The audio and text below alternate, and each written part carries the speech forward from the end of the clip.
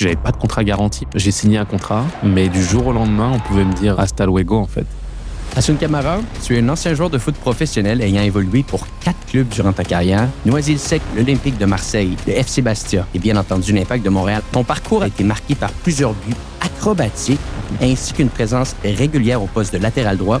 Depuis ton retraite, on peut te voir comme auteur avec ton livre intitulé « Saisis ta chance ». Tu commences le match, vous perdez 1-0. À la fin du match, ton téléphone sonne. Je joue le match, ça se passe super bien. Et au coup de sifflet final, va savoir pourquoi, j'ai comme le sentiment que j'avais marqué les esprits et que mon destin allait changer en fait. Et le paradoxe, c'est que je décide de ne pas subir le match. Et que lorsque je récupérais le ballon, j'ai l'impression que je pouvais traverser le terrain, dribbler tout le monde et aller au bout. Je me rappelle en cours d'anglais, mon téléphone sonne, je raccroche. Puis là, je reprends le téléphone après les cours et je le rappelle. Et puis il me dit que c'est José Anigo, on est intéressé par ton profil. Puis je rentre chez moi, je l'annonce à mes parents, je leur dis voilà, il y a l'OM, qu'est-ce qu'on fait? Hassoun Camara, tu es un ancien joueur de foot professionnel ayant évolué pour 4 clubs durant ta carrière, Noisy-le-Sec en 4e division française, l'Olympique de Marseille en Ligue 1, le FC Bastia en Ligue 2 et bien entendu l'Impact de Montréal en MLS, maintenant connu sous le nom de CF Montréal. Ta carrière dans le foot t'a permis de jouer avec des joueurs dans les plus grands stades d'Europe, comme le Vélodrome, et de côtoyer des coéquipiers légendaires comme Alessandro Nesta, Samir Nasri ou encore Franck Ribéry. Ton parcours avec l'Impact de Montréal a été marqué par plusieurs buts acrobatique, ainsi qu'une présence régulière au poste de latéral droit. Depuis ton retrait des terrains en 2017, on peut te voir à la télévision, mais également comme auteur avec ton livre que tu as sorti en 2019 intitulé « Saisir ta chance ». Et c'est de ça qu'on va parler ensemble aujourd'hui, de saisir sa chance dans le foot. Hassoun Camara, merci beaucoup d'être sur le podcast Histoire de foot. C'est un plaisir d'être là et merci pour l'invitation. Et Hassoun, tu es né en France. Absolument, oui. Dans un quartier parisien, Noisy-le-Sec. En 1984, tu viens d'une famille, je pense, de 7 enfants et tu découvres le foot assez jeune, je pense, vers 10-11 ans. Si je ne me trompe pas, ton père voulait que tu aies une certaine carrière dans le foot. Peut-être tu peux nous ramener à ces moments? Oui, c'est vrai que je développais ma passion comme tous les jeunes de quartier populaire, en bas du quartier, avec les amis, les voisins. On utilisait le moindre espace de pelouse, mais même plus de bitume sur la rue pour jouer et s'amuser tout simplement. J'ai développé mes skills comme ça, j'ai développé mon football tout simplement comme ça. Et c'est sûr que de fil en aiguille, mon père m'accompagnait, m'a inscrit au foot et m'a poussé vraiment à croire en mes rêves dès cet âge-là. Ouais. Et je voyais qu'un de tes idoles, c'était Michael Jackson. Puis ton autre objectif, ton autre rêve, c'était littéralement d'être footballeur professionnel, c'est ça? C'est ça. Ceux qui me connaissent bien savent à quel point Michael Jackson occupait une place vraiment importante dans l'inspiration que j'avais. Vraiment, ça me faisait rêver. C'est pas de danse, etc. Sa musique était incroyable. Et peut-être même les messages qu'il y avait dans certaines musiques, style Keep the Faith, Crois en tes rêves, Don't Stop, Still You Get Enough. Tu sais, tout de suite des messages qui font que malgré la difficulté, tu peux y arriver. Et ça, je pense que c'est des messages qui me parlaient. Donc, je pense que c'est dû à ça mon amour pour Michael Jackson. Vraiment. Ça t'a suivi dans ton parcours par la suite. Absolument, ouais. On a parlé brièvement de ton père. Est-ce que lui a joué au foot? Pas du tout, mais il jouait peut-être un petit peu plus jeune dans son village avec ses amis. Il me parlait beaucoup des joueurs qui étaient talentueux, des cousins talentueux que je connais, comme Dro, par exemple. Bon, ils se reconnaîtront, mais il me disait, lui, il était trop fort, etc. C'était notre attaquant ultime et tout. Et forcément, je veux dire, quand tu viens du Sénégal, t'es attaché au football, que tu le veuilles ou non. Oui. Et l'Olympique de Marseille était une équipe justement déjà très présente en Afrique, au Sénégal, l'équipe la plus populaire peut-être en Afrique. Et oui, on parlait tout le temps de foot à la maison. Ma mère aussi adore le foot. Ma sœur adore le foot aussi. On est une famille qui adore se poser devant les matchs ensemble. Ma mère peut me parler des joueurs qu'elle regarde à la télé. « Oh, lui, il est nul, lui, il est bon, etc. » J'aimais bien, elle aime sa personnalité. Et ma sœur est devenue vraiment une connaisseuse de foot. On peut parler de sujets très, très pointus aujourd'hui de football, de tactique ou de philosophie de jeu, sans aucun complexe. Donc, disons que ça a été le sport qui nous a permis de discuter aussi et d'échanger. Est-ce que tu as un souvenir particulier d'un match que vous avez regardé ensemble? Oui, les Coupes du Monde, 98, avec le Danemark, des joueurs qui avaient une carrure particulière, pas forcément talentueux, mais qui marquaient justement, qui crevaient l'écran. Et puis ma mère se souvenait de ces joueurs-là, justement. 98, l'Euro 2000 aussi. Je veux dire, c'est ces moments-là qu'on a partagés ensemble et qui restent des souvenirs impérissables, vraiment, vraiment. J'imagine. Et bon, comme j'ai mentionné, ton père a été très impliqué dans ta carrière, spécifiquement quand tu es jeune dans le foot. Lui et toi, vous mettez les bouchées doubles et vous allez voir beaucoup de centres de formation en France, Auxerre, le Stade Rennais. Mais je pense que c'est complexe. C'est-à-dire qu'on essaye, mais on n'a pas nécessairement les réponses positives qu'on voudrait. Comment tout ça se met en place? Ouais, c'est de rêver et d'essayer d'accomplir justement ses rêves par tous les moyens. Je dis par tous les moyens parce qu'on ne s'y connaissait pas du tout, en fait. Qu'est-ce qu'il fallait faire pour devenir pro? Puis j'ai envie de dire, naïvement, on essayait justement de rentrer en contact avec des équipes. Donc on envoyait des lettres. Mon père, je me souviens, on envoyait des lettres par la poste où il fallait justement rentrer en contact avec des équipes. Puis on recevait des réponses, souvent négatives. Donc ça existait. On allait à la rencontre aussi de journalistes, d'anciens journalistes de France 2 ou d'autres pour voir s'il y avait possibilité de discuter et de voir comment est-ce qu'on fait pour devenir justement un joueur de foot. Et on prenait les voitures. Je me souviens de rendez-vous à Paris avec des agents, des journalistes. Et puis, c'était très abstrait, donc négatif forcément, parce qu'à la fin, c'est le terrain qui fait la différence. Mais mon père croyait en moi, venait au terrain, il filmait les matchs. On prenait sa voiture, sa Peugeot 205, et on allait, on sillonnait la France. C'est le cas de le dire, pour essayer justement d'accrocher les essais. Et la réalité, c'est que c'était tout le temps non, parce que c'était des démarches qui étaient difficiles, mais parce que la concurrence aussi en France était extraordinaire. Il y a trop de joueurs, il y a trop de talent en France. Là, je veux dire, pour faire la différence, il faut vraiment que tu amènes un plus qui marque les esprits. Sans ça, tu es juste un joueur parmi les autres. Même si tu es un bon joueur, il y a des joueurs exceptionnels en France à tous les âges, et là, c'est difficile d'y arriver. On avait une discussion sur le podcast récemment avec un joueur qui s'appelle Jean-Philippe Rotaberio et qui nous disait moi, j'aimais ça recevoir des noms parce qu'à chaque nom que je recevais, tranquillement, je sentais que j'étais plus proche d'un oui. J'aimerais ça amener le tout à ta réalité. Comment on prend ces critiques-là, ces feedbacks-là qu'on reçoit des coachs? Parce que, bien entendu, ça a été malheureusement des noms que tu as reçus. Mais j'imagine qu'à un certain point, ils ont dû donner du feedback pour améliorer peut-être ton pied gauche, peut-être ton jeu de tête. Absolument. Comment ce feedback-là, ces critiques constructives ont été prises et comment tu as pu améliorer le tout par la suite? Avec du recul, c'est sûr que c'est plus facile de justement d'analyser le tout. Mais c'est vrai que sur l'instant T, c'est dur parce qu'on le prend émotionnellement, on le prend personnel aussi, parce qu'on est jugé concrètement sur notre niveau. Donc, quand on nous dit non, c'est que quelque part, on n'a pas le niveau encore pour accéder au très haut niveau professionnel. Et en même temps, oui, c'est vrai que ça a été l'apprentissage de plus à chaque fois. À chaque fois qu'on me refusait une porte, j'arrivais quelques mois après ou quelques semaines après, puis je me sentais déjà plus aguerri et encore plus, un joueur plus évolué qui était prêt justement à avancer. Et je pense que c'est une belle école de vie aussi, parce que je comprenais grâce au sport que l'échec était un cadeau quelque part quand on arrivait à le transformer, à se l'approprier. Là où on nous enseigne que l'échec peut être la chose la plus difficile, etc. Moi, le sport m'a enseigné que c'est ce qui me permet de grandir et d'évoluer à chaque fois, et que c'était comme des leçons, un bagage que j'emmagasinais et qui me permet d'être une meilleure version de moi-même. Mais concrètement, là, quand on me disait non, on m'expliquait pourquoi, et puis je retournais à l'entraînement à Noisy-le-Sec, puis ça me permettait d'évoluer et de travailler ce que j'avais à travailler. Puis là, je suis plus le même joueur. Et continuer ainsi. Et quand on dit que le sport est une école de vie, moi, concrètement, je l'ai vécu de cette façon-là.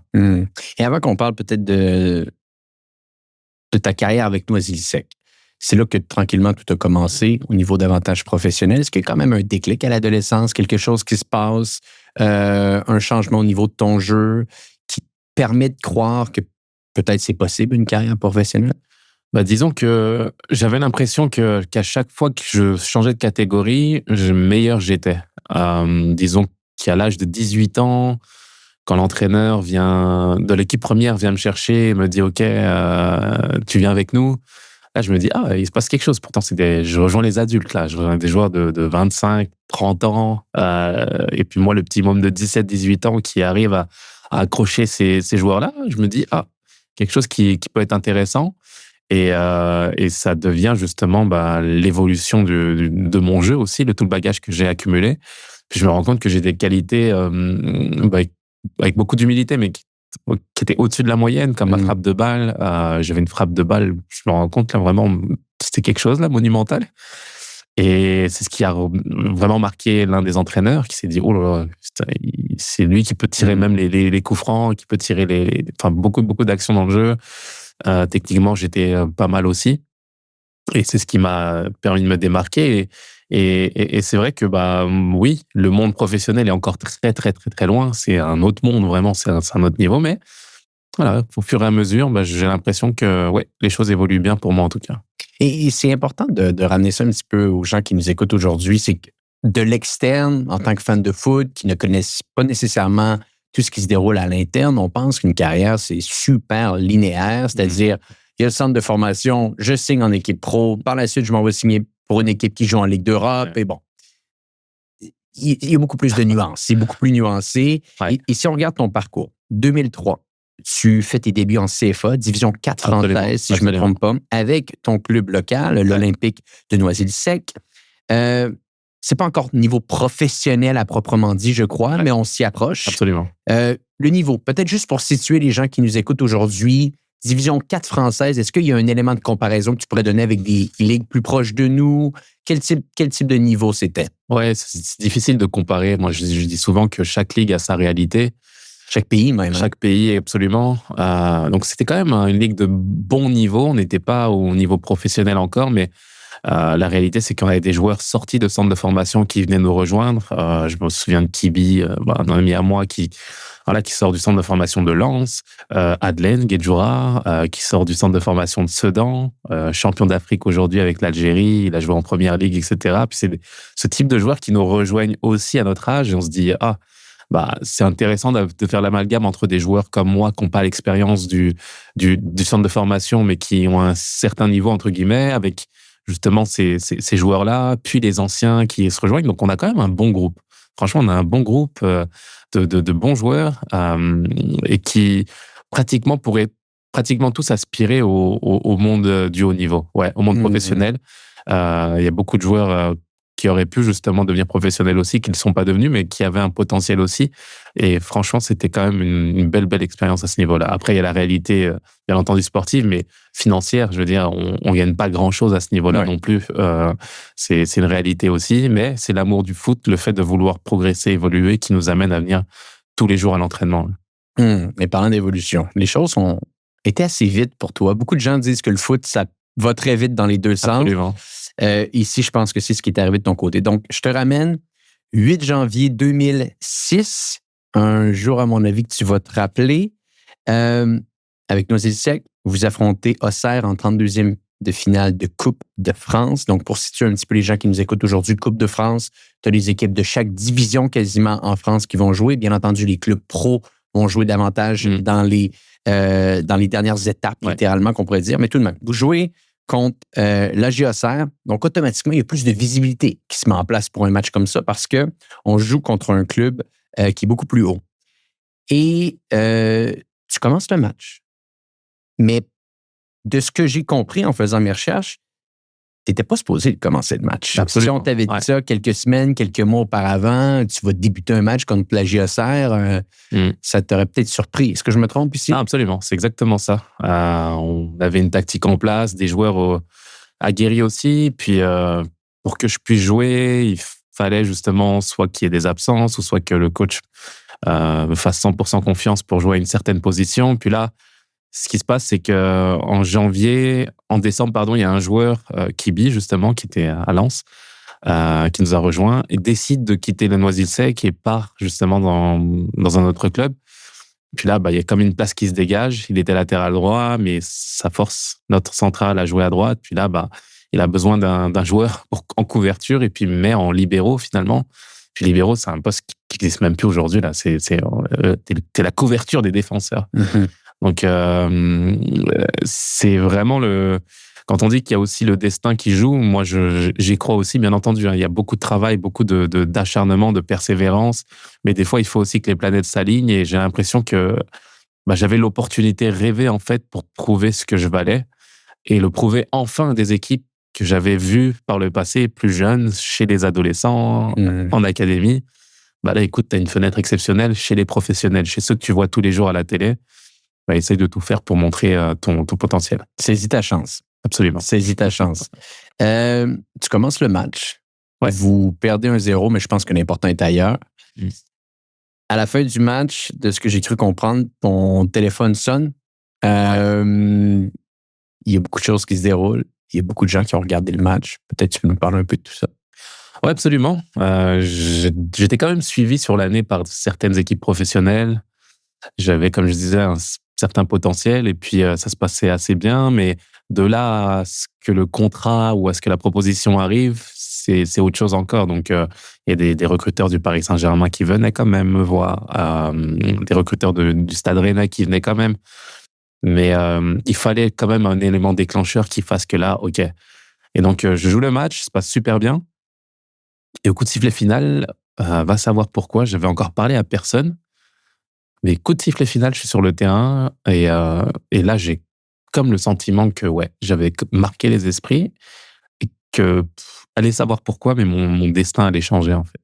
Et quand tu dis marquer les esprits, bon, bien entendu, un défenseur central, on marque les esprits quand, au final, on n'entend pas trop parler de lui. C'est souvent de cette manière-là qu'on peut reconnaître un bon défenseur central. Au final, vous prenez simplement un but, donc j'imagine que vous avez été capable de bien gérer le match, un club de D4 contre un club de D1. On était à 10 contre 11. À 10 contre 11 en notre plus. meneur de jeu a pris justement un carton rouge très très rapidement dans le match. Puis finalement, on est amené à défendre contre une bonne équipe de Ligue 1. Là. Donc les circonstances sont encore plus difficiles. Encore plus difficiles. Mais le paradoxe, c'est que je décide en tout cas de ne pas subir le match. Voilà. C'est ce qui, je pense, a fait la différence. Ouais. De ne pas subir le match.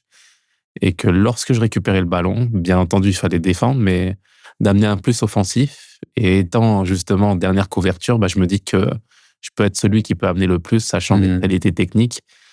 Et c'est ce que j'ai essayé de faire. Ouais. Tu as une mémoire claire de ce match-là? Ouais, tu te rappelles de tout ça? Ouais, 100%. J'ai toutes les actions phares dans ma tête, toutes les actions qui ont fait la différence. Et en toute humilité, j'ai l'impression que je pouvais traverser le terrain, dribbler tout le monde et aller au bout, en fait. Tu avais la confiance en toi. Là. Ouais, c'est des éléments rares. C'est des moments rares, en fait, dans une carrière, celui du flow total, en fait. C'est des circonstances qui peuvent arriver ailleurs aussi. Mais dans le monde du sport, il y a des moments, en fait, où on a l'impression qu'on peut tout faire sans... Je veux dire, qu'il n'y a rien qui peut nous arrêter. Et c'est un peu le sentiment que j'avais. J'avais des joueurs de l'équipe de France en face de moi, Peggy Ndola, j'avais l'ancien entraîneur de l'équipe de France, il y avait des joueurs vraiment qu'on voyait à la télé, là, je veux dire. Mais je me souviens d'actions où je driblais tout le monde et j'allais au bout.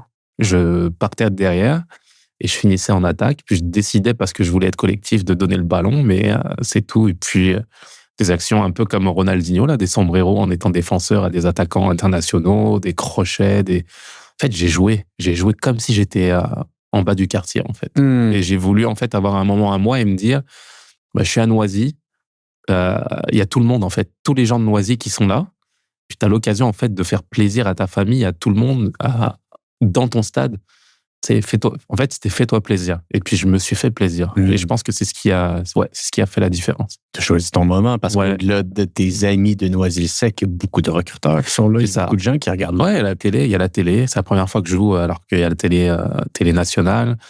Il y a les recruteurs, il y a des clubs. Je veux dire, il y a des clubs de partout. Et puis, paradoxalement, c'est le moment où j'ai eu le moins peur de jouer, moins de pression, et puis que j'ai l'impression que c'était le moment que j'avais choisi pour vivre le plus beau match de ma vie, en fait. Ouais.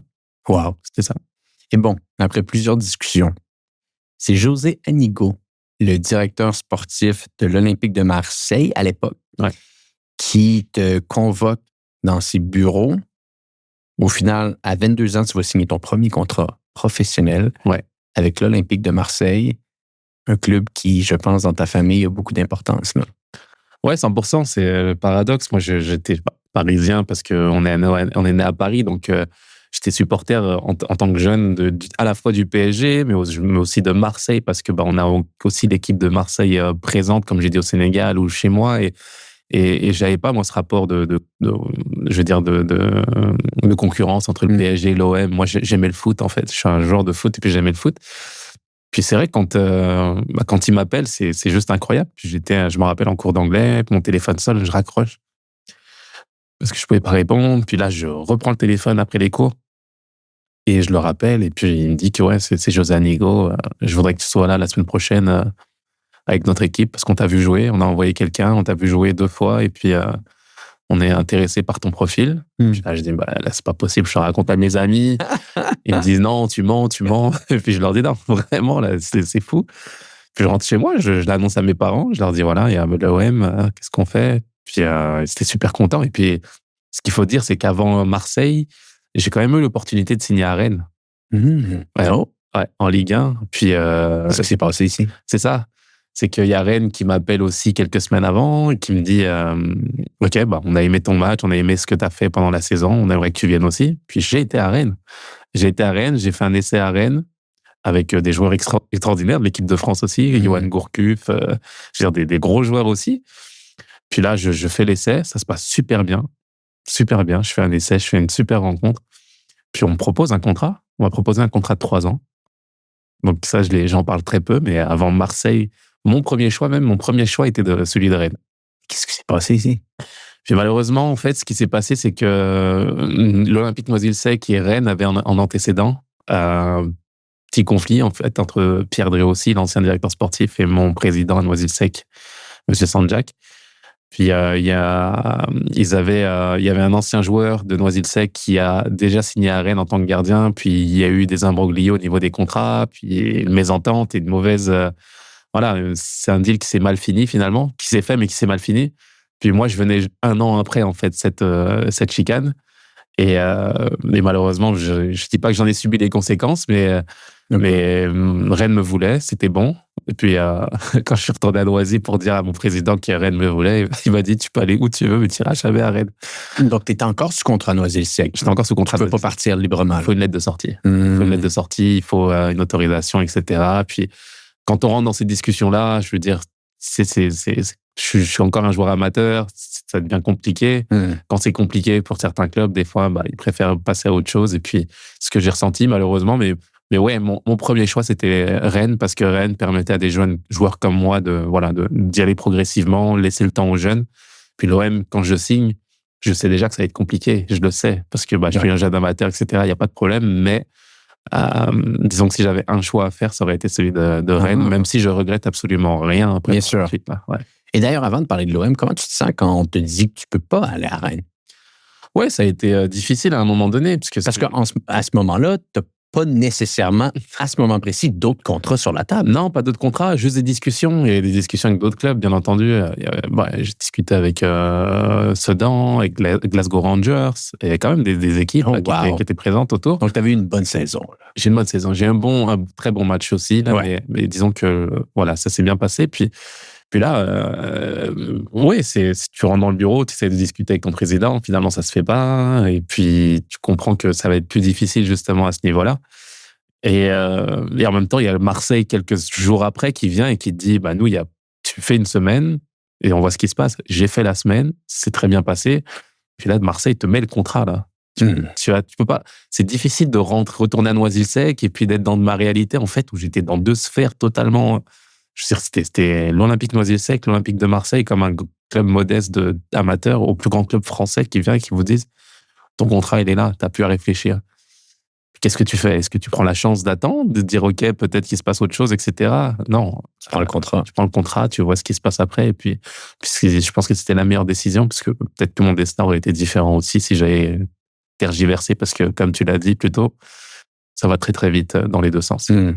Comment ta famille réagit quand tu signes à Marseille? Ouais, c'était extraordinaire. Moi, j'ai pris mes parents avec moi. Ils sont venus avec moi à Marseille. On a signé ensemble dans le bureau avec Pape Diouf, paix à son âme, et José Anigo. Et c'était incroyable parce que je réalisais un rêve d'une certaine façon. Je veux dire, les probabilités pour être footballeur professionnel quand on est dans un centre de formation, c'est une chance sur 100 peut-être de devenir professionnel. Alors, amateur, il y a un joueur sur 80 000 qui signe professionnel chaque année. Donc, tu te dis, là, c'est même plus que l'auto parce que c'est ma passion, le foot. Ouais. Puis là, tu te rends compte que tu es validé justement par les hautes hautes sphères, les grands clubs. Puis, tu y vas. Et puis, c'est à la fois la meilleure sensation et en même temps le plus dur commence d'une certaine façon. Parce que là, tu es confronté à la réalité d'un nouveau monde et que tu ne connais pas. Que tu ne connais pas et qu'on n'a pas le temps de t'apprendre, en fait. Et ça, c'était justement voilà, l'ambivalence du sport de haut niveau. Ouais. Et je pense que c'est peut-être ça qui a été un peu le défi de ton côté. Parce que j'analysais, tu commences avec le club lors de la saison 2006-2007. Ouais, le coach te donne confiance. Il dit, Hassoun, tu as le talent, tu peux être ici. Absolument. Mais de tes propres mots, tu es un peu timide, tu es un peu intimidé par la situation. En même temps, on ne peut pas t'en vouloir. Je pense qu'il y avait des grands joueurs dans cette équipe-là. Ribéry jouait avec Marseille cette année-là. C'était la grosse Nasri, c'était peut-être dans ses dernières années à Marseille. C'est nos dernières années, il était là. Il y avait Habib Beye, il y avait Mamadou Niang, il y avait Lorik Sana. C'était la grosse équipe de Marseille. Là. Exact. Donc, on parle d'internationaux, des joueurs qui par la suite absolument. confirmés, qui ont eu des très, très grandes carrières par la suite et qui avaient même des grandes carrières à ce moment-là. Donc, on ne peut pas t'en vouloir. Mais tout de même, peut-être que tu n'es pas nécessairement dans le même flow que tu pouvais avoir lors du match contre Auxerre. Absolument. Et c'est peut-être ça qui joue un peu contre toi? Oui, je pense que ça s'est bien passé au tout début. Je suis arrivé, j'ai réussi en fait à montrer mon potentiel à Albert Raymond parce que c'était pas lui qui m'avait pris personnellement. Lui a pris la succession de Jean Fernandez. Quand j'arrive, Jean Fernandez part. Et c'est Albert Raymond qui prend la succession. Donc là, tu es dans un travail justement de séduction. Puis ça se passe bien. Ça se passe vraiment bien. Premier match amicaux. Je joue contre Lille. Il me fait jouer. Puis j'arrive à faire un gros match. Et il me convoque au Vélodrome, à la commanderie. Il me dit tout le monde dehors sauf Hassoun. Puis là, il me prend en tête à tête. Il me dit regarde, tu as toutes les qualités pour être à l'Olympique de Marseille. Le match que tu m'as fait là, c'est ça que je veux de toi. Continue, et puis on est parti. Et puis là, je me dis, waouh, c'est parti. Puis il me fait jouer, il commence à me faire jouer. Coupe de la Ligue, ça arrive très très vite. Premier match, il me met titulaire. Ça se passe bien, on gagne 2-1 à Montpellier.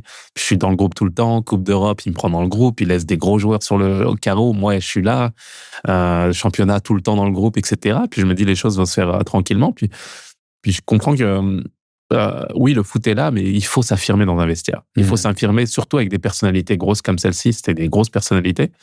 Puis j'ai eu le sentiment, après coup, que j'étais resté un petit peu ce joueur, dans cette personnalité amateur qui confrontait le monde professionnel. Tu sais, mon talent était là, mais je veux dire, je suis resté un petit peu timide. Est-ce qu'il faut que j'aille manger avec les joueurs? Est-ce que j'ai droit d'aller leur parler normalement? Ou est-ce qu'il faut rester timide, réservé dans son coin? Tu sais, t'as pas les codes, justement, du monde professionnel. Ouais.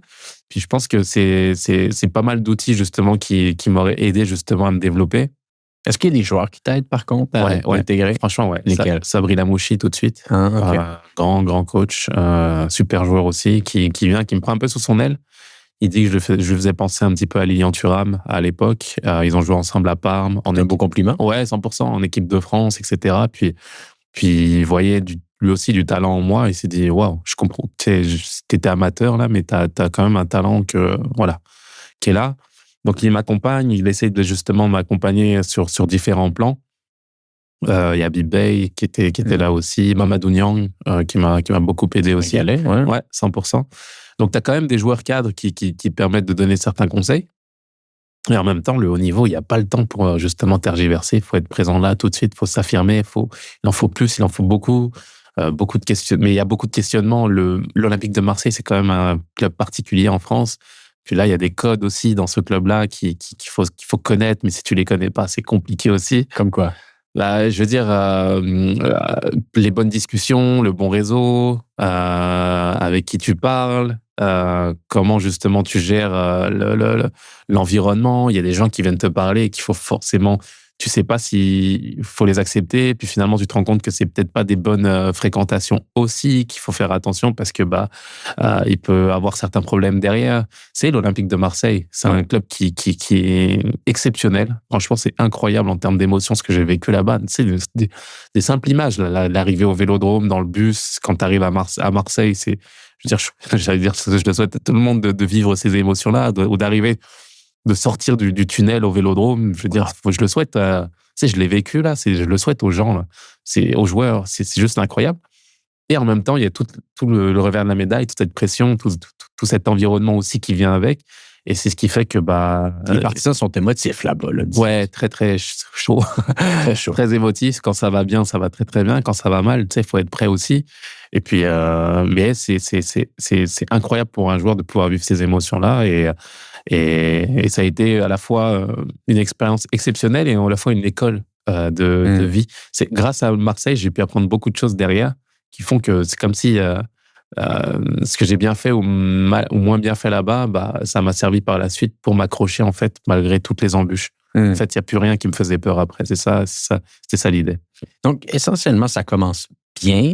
À quel moment ça devient plus compliqué? Ça devient compliqué. Il y a un match particulier? Ouais, je pense que c'est plus l'entraînement. Une fois, j'étais redescendu en réserve, en CFA, pour un match. Et puis, l'entraîneur n'était pas content de la prestation de l'équipe. Mais il vient me voir aussi, il me voit en tant que leader. Il me dit, hey, t'es un gars de Noisy-le-Sec. Noisy-le-Sec, c'est la grinta, ça lâche rien, etc. Et puis, il faut que tu t'amènes ça, justement, chez les jeunes et tout. Puis, j'essaye de parler encore avec Albert Raymond. Puis, je sens qu'il y a un peu de distance qui se crée.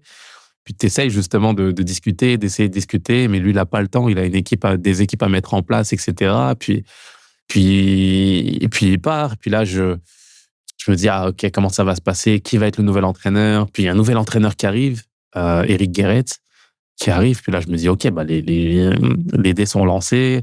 Ça va être top, ça va me permettre de remontrer certaines choses. Et puis, c'est ce qu'il dit. Hein. Il fait une première déclaration à la presse. Il me dit, moi, il n'y a pas de star, il n'y a pas de sous-joueur. Tout le monde repart à la même ligne. Et puis, c'est l'entraînement qui va décider les choses. Puis là, je me dis, waouh, génial. Et donc, il fait l'entraînement première semaine. Et au bout de 2 semaines, on a la chance de jouer un match amical. On joue contre Bastia, match amical. Puis là, il dit, moi, je veux connaître les joueurs, donc je te fais jouer. Il me fait jouer dans une équipe, je veux dire, il y a Ribéry à gauche, Nasri, Oruma, Zenden du Barça à gauche, moi à droite, Carasso au goal. Puis on est dans une belle équipe là. Puis je joue le match, ça se passe super bien. Je rentre à Noisy-le-Sec pour le week-end, après le match. Puis je vais chez le kiosque du coin, à côté de chez moi, dans le 93, là. Je vais acheter le journal de l'équipe. Puis je regarde ce que le coach dit sur moi, tu vois. Puis le coach dit, il y a un joueur qui s'est démarqué dans notre match, là, c'est Hassoun Camara. C'est un jeune que je connaissais pas. Puis c'est lui qui s'est démarqué. Et puis, je suis content de voir justement sa vitesse, sa technique, sa fraîcheur. Et puis, je suis content. Puis là, je dis, voilà, enfin, tu vois. Donc, je montre à mes parents, ma famille, tous mes amis viennent à la maison, ils me disent, oh, Guéret, ce qu'il a dit. Puis c'était le gros coach, là, Guéret. Ah oui. C'est le coach. Clairement. Là, tu te dis, OK, ça a du pouvoir. Donc, mardi, je prends l'avion, je rentre à Marseille, je commence l'entraînement, je parle avec le coach, il me dit ça va, etc. Je suis content. Je fais les entraînements, puis le week-end, on joue, je crois qu'on joue contre Lyon, puis il me prend pas dans le groupe. Puis je me dis, OK, peut-être que ça va prendre du temps, etc. Puis on joue la semaine d'après contre Monaco, puis on ne me prend pas non plus. Puis là, je me dis, attends, mais c'est pas possible. Tu peux pas me dire ça en fait en public, puis me laisser encore sur le carreau, puis prendre d'autres jeunes derrière moi, et puis moi, je reste pas et tout. Je dis, non. Donc, je décide d'aller le voir dans son bureau. Je dis, coach, je comprends pas. Je passe bien l'entraînement, je me sens bien.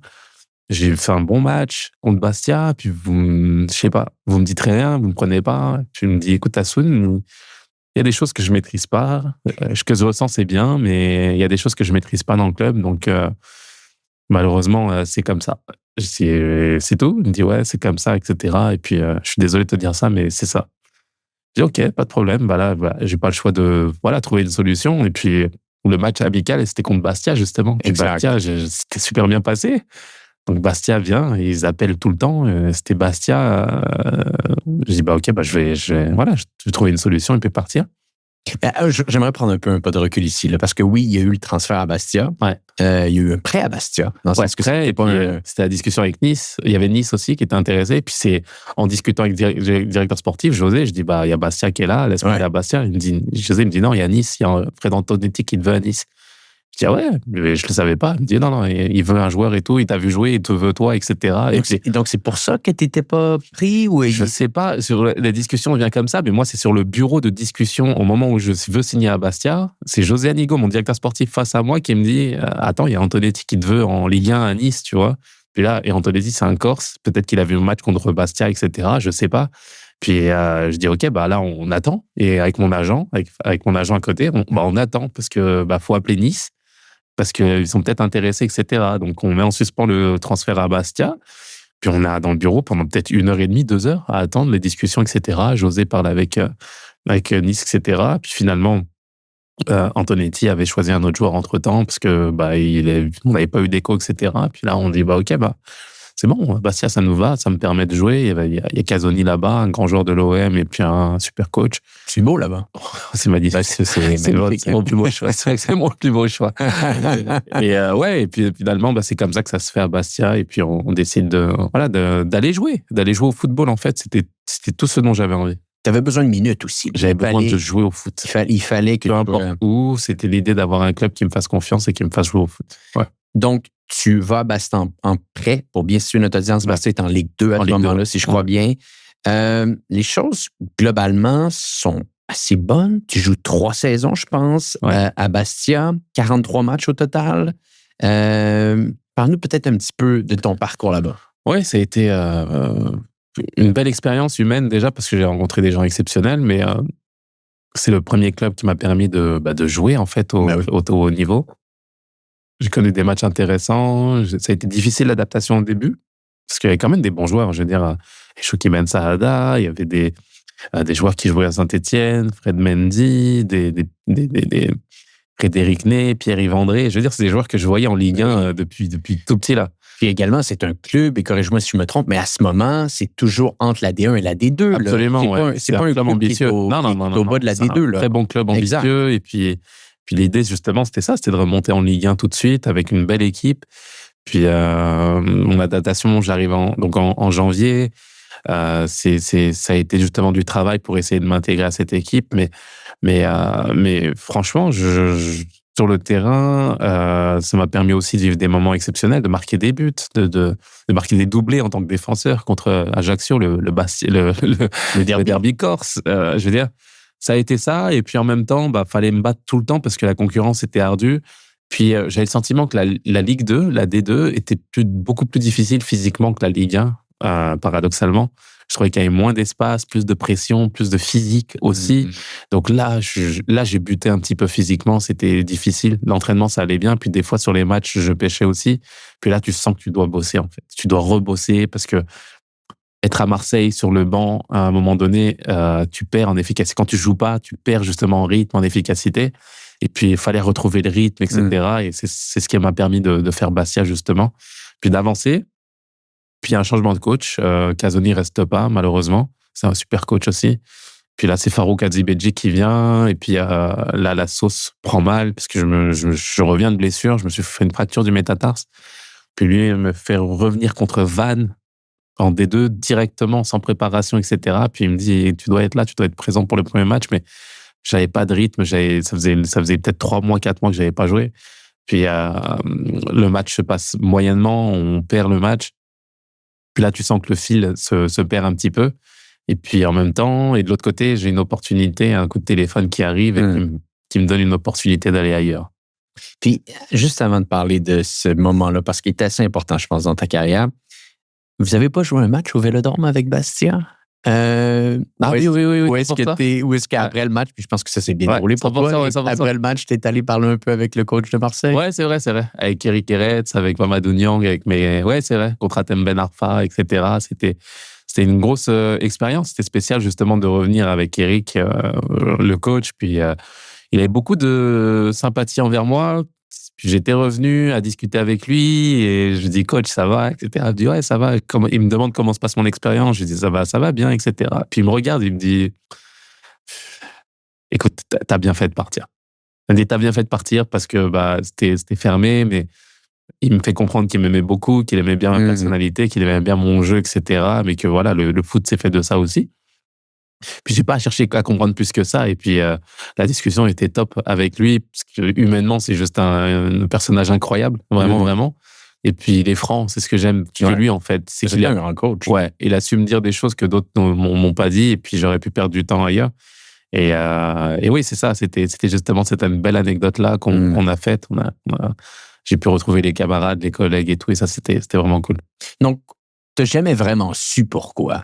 Non, concrètement, non. Non, mais je veux dire, c'est Marseille aussi. Ça fait partie Ça du fait jeu. partie du jeu, faut l'accepter, c'est le monde pro. Et puis, la réalité fait que le foot est fait de ça.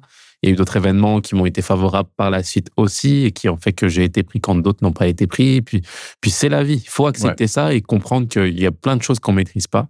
Et si tu passes ton temps à essayer de comprendre, bah, tu oublies justement de progresser et de te concentrer sur ta tâche à toi. Et ça aussi, c'est une école de vie aussi. Le sport permet ça aussi, vraiment.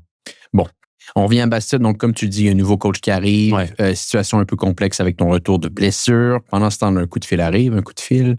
Il y a quelqu'un qui veut te voir jouer à Dubaï.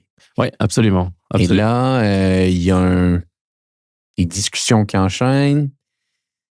Mais ça a été complexe. Peut-être tu peux nous parler de cette situation. Oui, c'est Sabri Lamouchi, qui était un de mes mentors, qui m'appelle. On est resté en contact depuis Marseille. Puis il me dit, écoute, Hassoun, j'ai une opportunité. Il faudrait que tu parles à un agent que j'ai à Dubaï. Et il cherche un profil comme le tien. Est-ce que ça t'intéresserait? Je dis, ça dépend. Parlons-en. Qui me met en contact.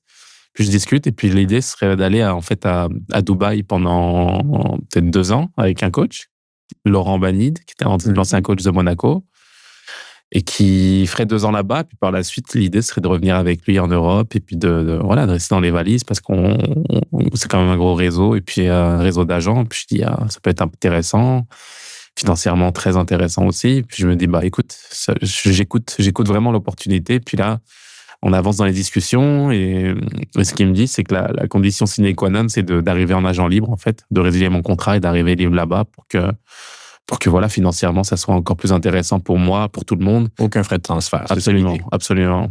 Et donc là, je prends une décision, je dis, OK, ça m'intéresse. Donc je vais voir mon président, je lui en parle. Puis il me dit, t'es sûr de ça? Je dis, ouais, je suis sûr, etc. Puis il me fait la lettre de sortie. Puis donc je vais à Dubaï. J'arrive là-bas, je fais mes premiers entraînements, puis je suis super impressionné par l'endroit. On parle de Dubaï aujourd'hui communément, là, mais à l'époque, c'était moins connu, disons.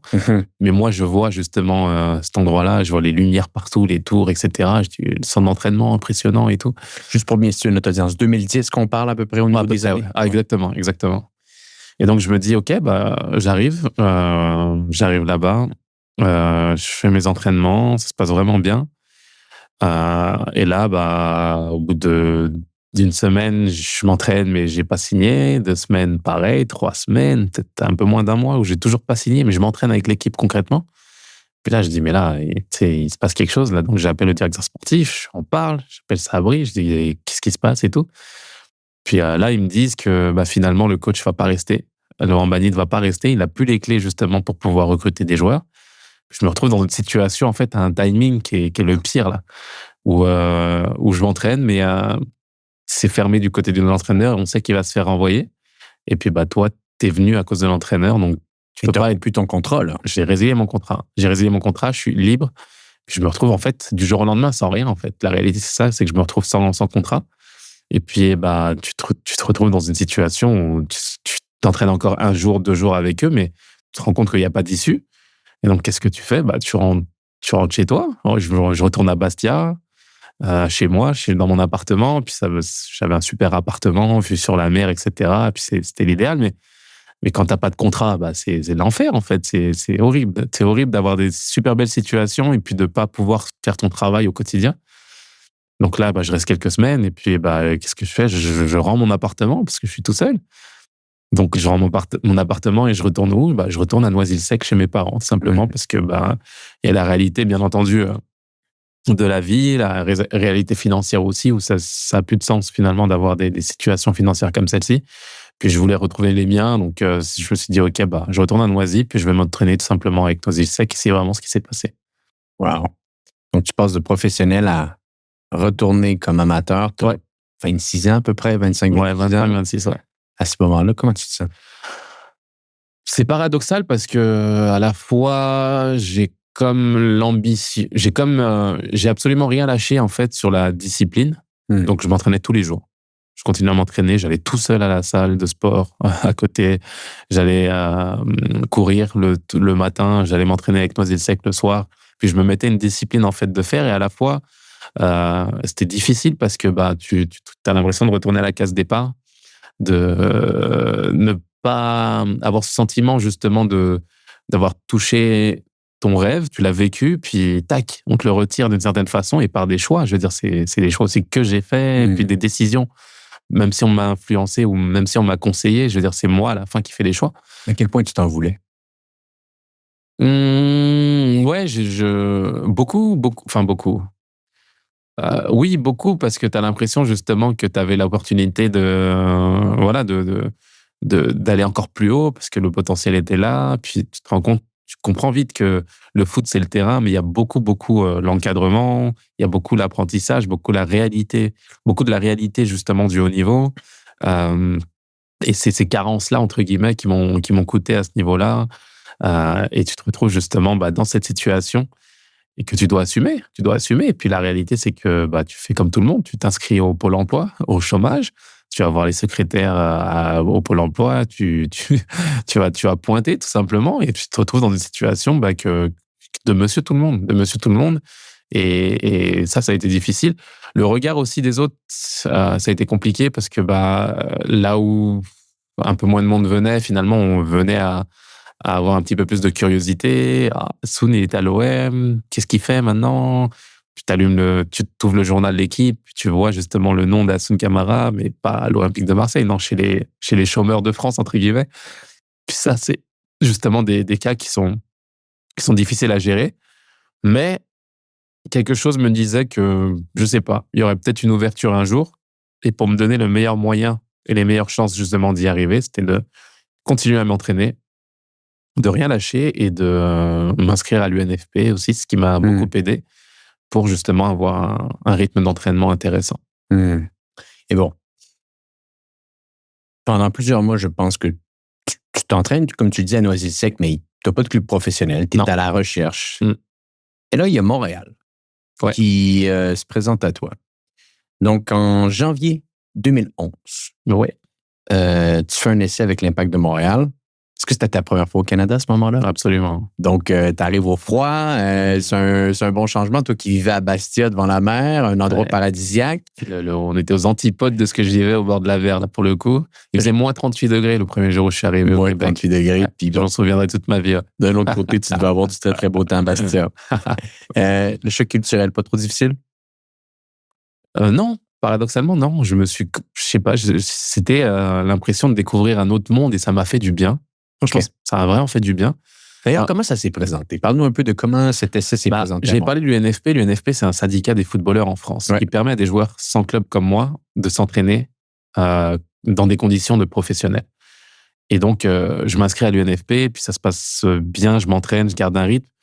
Puis, en gardant ce rythme-là, un agent m'appelle et me dit « J'ai une opportunité pour toi en Grèce à l'époque. » Je dis « Ok, c'est bon, je vais y aller. » Je vais en Grèce, ça passe super bien. On me dit « On te prend. » Et donc là, j'appelle mon père depuis la chambre. C'est bon, j'ai un nouveau contrat, etc. Je descends au lobby de l'hôtel.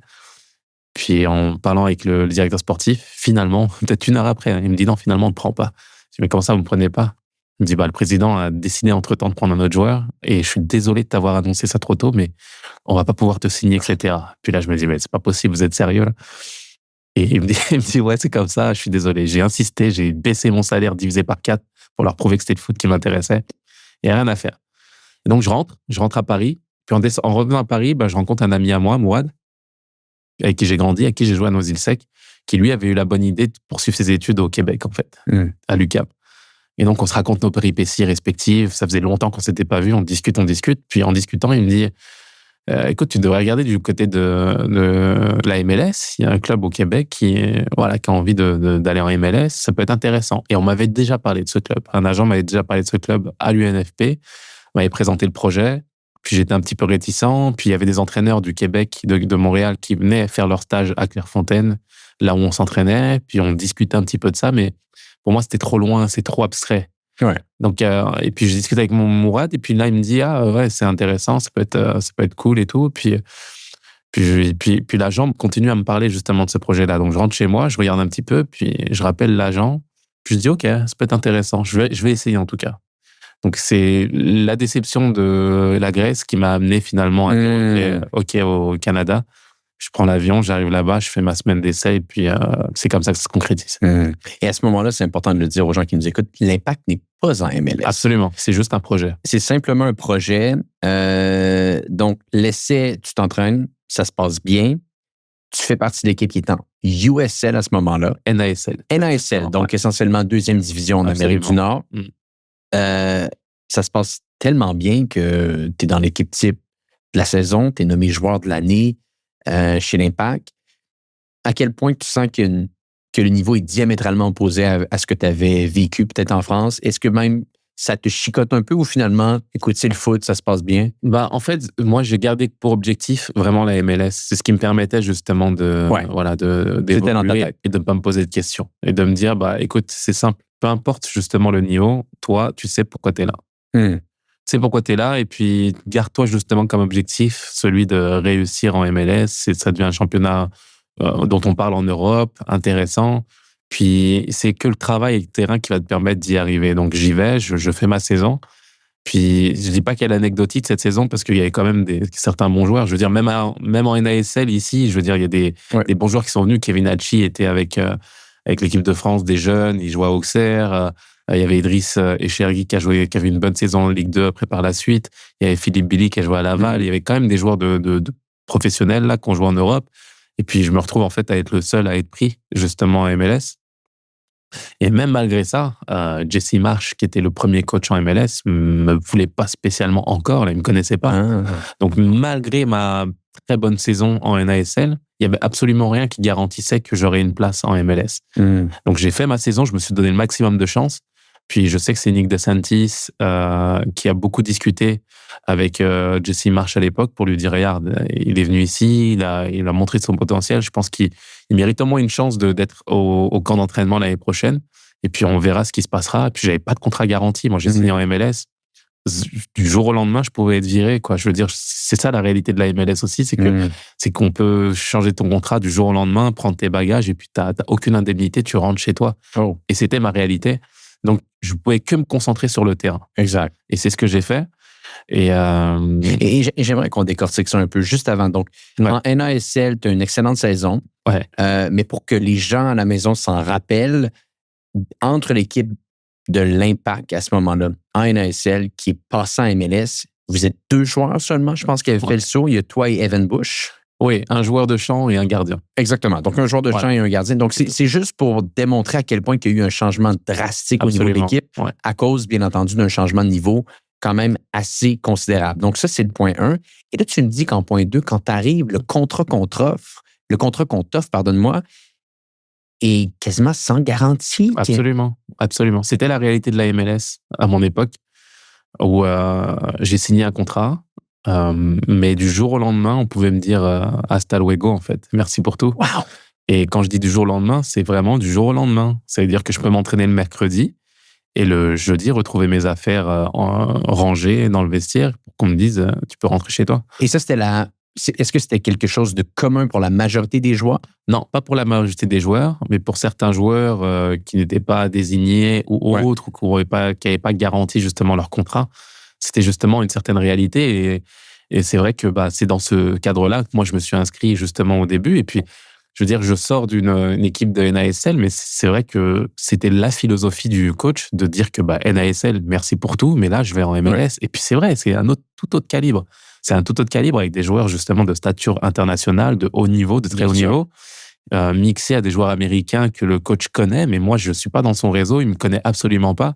En gros, il a aucune raison finalement de me faire signer, si ce n'est que j'ai essayé de faire la meilleure saison possible pour taper à la porte et passer par la fenêtre tout simplement. Et ça a été peut-être la vision que je me suis mis. Moi, je me suis privé de beaucoup de choses. Je ne sortais pas, j'étais chez moi tout le temps, entraînement en NASL. Et puis, c'était justement, je me souviens d'anecdote où Thierry Henry jouait justement. On a fait un match amical contre les Red Bull en NASL. Pour justement lancer les prémices de la MLS. Donc Thierry Henry vient à Montréal avec son équipe, Rafa Marquez, je veux dire des stars internationales. Et bref, on fait le match. Je vois Thierry, on discute un petit peu à la fin du match au Stade Saputo. Puis il me dit, ah, tu fais quoi ce soir? Il me dit, je sais pas, je suis à la maison. Il me dit, viens, on va manger, etc. Et tout. Tu le connaissais avant? Non, mais en tant que Français, voilà, c'est facile. Voilà, on a eu le temps de discuter sur le terrain et après. Et puis voilà, et on se raconte un peu nos parcours. Puis bon, il n'a pas besoin de me présenter son parcours. Mais on discute tranquillement après le match. Et puis il nous dit, bah viens, on va manger, etc. Je dis, ok, bah, on se rejoint au Buonanotte à l'époque. C'était le restaurant à Montréal de Max. Et donc, on se rejoint au Buonanotte, on mange. Et puis, ce lieu-là se transforme un petit peu en nightlife juste après, à partir de 22h, 23h. Et donc là, je vois que ça se transforme, mais moi, j'ai entraînement le lendemain. Donc, je lui dis, bah, écoute, merci, mais je vais rentrer, etc. Puis, c'est un petit peu, vous restez pas, etc. Non, c'est cool. Merci. Difficile de dire non à Henri, hein? Mais difficile de dire non à Henri et aussi à ce que la vie de footballeur t'offre. Ouais. C'est dur d'avoir un environnement, en fait, où t'es comme un roi, entre guillemets, puis tout est sur la table, mais tu sais que si t'y vas, t'es mort le lendemain. Et c'est là où je dis que l'expérience de l'OM m'a servi. Parce que je suis passé par là aussi quand je disais que est-ce que j'ai le droit de sortir avec les joueurs? Quelle est ma place? En tant que jeune joueur, est-ce que tu peux aller au resto avec les stars, etc. Oui, tu peux, mais est-ce que ça peut être mal interprété, etc. Donner l'impression que t'es arrivé. Et quand je dis que ça a été une école, l'Olympique de Marseille, bah, ça m'a servi à ça. Ça m'a servi à appeler un taxi à 22h et à dire je rentre chez moi, je vais dormir. Sauf que certains autres joueurs sont restés. Bah, bien sûr. Sont restés, et puis moi, j'ai essayé de convaincre, je dis hey, on rentre, viens, on rentre. Et il me dit non, je reste, etc. Puis c'était tellement tentant, c'est vrai, que les gars sont restés. Mais à la fin, bah, tu te rends compte qu'il y a un des joueurs, je dirais pas le nom, mais un des joueurs qui était blessé au genou un petit peu. Donc, il fait la soirée, lui, jusqu'à 1h, 2h. Puis, il arrive à l'entraînement le lendemain. Et le coach, Marc Dos Santos, lui dit ça va, ton genou? Il dit non, je peux pas m'entraîner, je veux faire du vélo ce matin, etc. Et le coach lui dit mais t'as mis de la glace? Il dit oui, j'ai mis de la glace, etc. Mais ça passe pas. Il dit ah, ok, t'as mis la glace du verre du Buonanotte que t'avais hier. Il a su qu'il était sorti. Il a su qu'il était sorti et je peux te dire que voilà, la carrière bascule à ça. Puis t'es plus là parce que t'as une accumulation de petits faits qui s'accumulent et puis on te fait une réputation et puis t'es plus là. Alors que le joueur en question dont je vous parle était peut-être meilleur que moi. C'était un super joueur aussi. Et c'est là où je dis la discipline et certains choix font la différence. Donc moi, je me suis imposé ça. Je me suis imposé justement cette discipline-là. J'avais pas de voiture, j'allais à l'entraînement en vélo, j'avais juste un vélo, j'habitais à Hochelaga et je décidais de garer mon vélo à côté des 4x4 des autres parce que je savais que ce qui m'avait amené en Amérique du Nord, c'était ça, c'était le foot. Oublie le reste. Tu mets-toi sur le foot et puis apprends des leçons du passé et c'est ce qui doit te servir justement à évoluer. Wow. Voilà, c'est là où je parle d'école de vie. Parle-nous peut-être un petit peu de ton rôle sur le terrain, ton poste. Parce que je pense que ça a beaucoup bougé à travers le temps. Tu avais des aptitudes quand même techniques assez intéressantes que tu pouvais jouer plus haut sur le terrain. Par la suite, tu as joué un petit peu plus bas sur le terrain. En MLS, on t'a connu comme arrière droit. Comment tout ça a évolué à travers le temps? Peut-être tu peux même nous donner un peu une autre chronologie. Moi, je pense que mes amis du secondaire, du collège, en France, si ils ferment les yeux pendant 15 ans et qu'on leur dit que j'ai fait une carrière en tant que défenseur, ils diraient mais comment c'est possible en fait? Parce que moi, j'étais un joueur offensif. J'étais un joueur technique, connu à Noisy-le-Sec pour certains gestes techniques, une qualité technique au-dessus de la moyenne. Ils se gardent à Montréal, le nombre de buts acrobatiques que tu as fait. Ouais, c'est ça, mais je me suis placé en tant que défenseur, alors que sur le terrain, naturellement, peut-être que ma carrière serait beaucoup plus offensive. J'étais très habile techniquement, mais j'ai comme l'impression que physiquement, je changeais aussi, j'ai grandi. Et là, justement, se transformer, ou la perception qu'on avait de moi aussi, en tant que joueur plus fort physiquement, etc., on te met aussi dans un certain registre. Et je pense que c'est ça qui m'a amené à défendre un peu plus, à rester équilibré, mais à garder justement ces qualités offensives. Donc, j'ai essayé d'en profiter comme ça et de me dire, il y a des calculs à faire aussi. Si tu veux rester longtemps au haut niveau, il faut que tu trouves des positions qui te permettent de t'exprimer au mieux. Donc, je pense que le poste de latéral droit a été intéressant, même si au milieu de terrain, je me sentais très à l'aise. Mais disons que j'avais plus de difficultés en termes de VMA. Physiquement, c'était plus difficile pour moi. Et j'ai l'impression que voilà, le poste qui m'équilibrait le plus, c'était en tant que latéral droit, défenseur central aussi. Et puis, c'est comme ça que j'ai décidé de jouer à ces postes-là. C'est un bon mix, hein? On est capable de faire beaucoup de choses en tant que latéral droit. On défend, on peut être plus orienté à l'attaque. Oui, c'est important. Je pense que c'est, en fait, être polyvalent, c'est le gros plus ou le gros négatif. Selon la perception. Si tu arrives à l'utiliser en plus, tu deviens un joueur justement qu'on peut utiliser tout le temps. Ouais. Mais si t'es mal perçu par l'entraîneur, t'es le remplaçant idéal en fait. Et t'as un 11 type et t'es le joueur couteau suisse en fait qui va remplacer et boucher les trous. Donc c'est à toi justement de garder cette polyvalence-là, mais d'avoir un plus à chaque fois que tu joues et d'être le joueur qui amène un plus. Sinon, t'es cantonné au banc de touche et à être celui qui remplace les autres. Intéressant. Bon, il y a un point intéressant.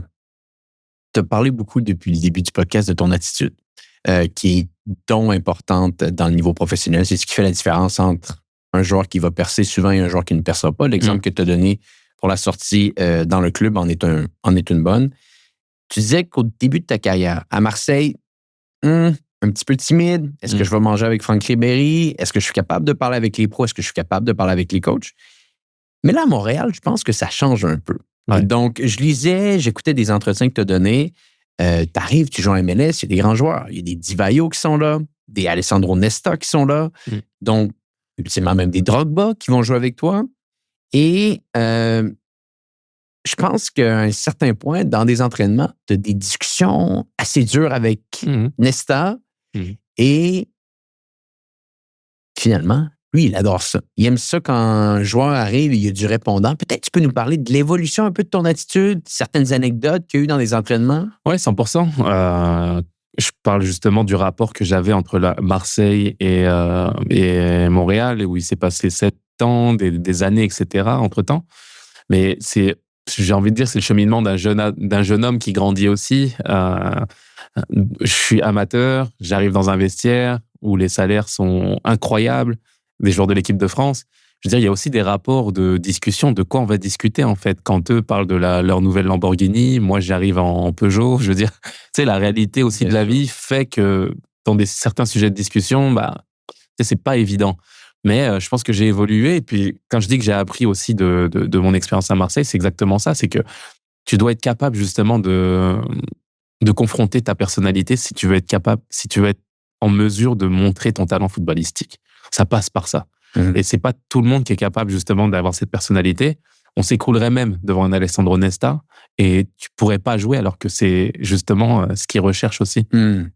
C'est qu'en tant que latéral, je me souviens de matchs de préparation où Alessandro me rentre dedans là, vraiment. Tu sais, qu'est-ce que tu fais là? Vas-y, c'est toi. Tu dois être au duel, etc. Couvre. Il est central, donc il a besoin d'une couverture pour pouvoir mieux intervenir. Mais moi, je suis peut-être 5 mètres trop loin. Pour lui, ça l'empêche d'intervenir à 100%. Et là, c'est ta faute, en fait.